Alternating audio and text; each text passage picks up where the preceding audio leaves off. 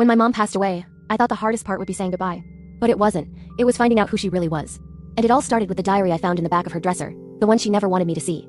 She'd been gone for 3 weeks when I finally had the courage to clean her room. It still smelled like her perfume, lavender and old paper. In the bottom drawer, beneath her sweaters, I found it. A leather journal, worn and cracked, with a tiny gold lock that had long since broken. The first page was dated 1998, before I was born. And the handwriting, it didn't even look like hers at first. The entry started. If anyone ever reads this, I want you to know. I did what I had to do to protect her. Her? Who was her? I kept reading. Each page was a story. Late nights, whispered arguments, and a name I didn't recognize. Daniel. She wrote about Daniel as if he were someone dangerous. She mentioned meeting him at a gas station late one night, and how he wouldn't stop calling. Then one entry said, "He knows where I live now. I can't let him take her." That's when it hit me. The dates lined up with the year I was born. I flipped to a page dated June 4th, 1999, my birth month. The ink was smudged, but the words still bled through. I told everyone she came early, but she didn't. She was already here. I froze. Already here?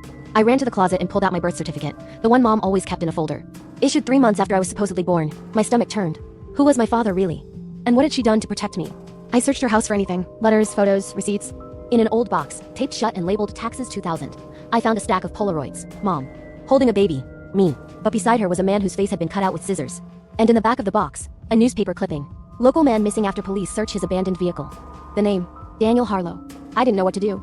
That night, I dreamt of her, my mom sitting by the edge of my bed whispering, "Don't look for him," but I couldn't stop. I drove to the address listed in the article, a rundown farmhouse 2 towns over. The windows were boarded up, but the mailbox still had the name Harlow painted across it.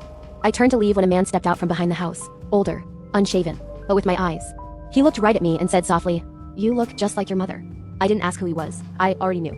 He told me she'd left one night without a word, that she'd taken me and vanished, that he'd searched for years before giving up. But then he said something that made my blood run cold. She said I wasn't safe around you, but she never told me why. I went home and opened the diary one last time.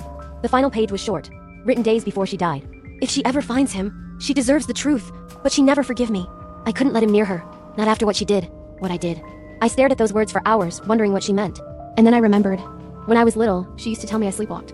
But what if I hadn't been sleeping? What if the secret she protected wasn't about him? What if it was about me?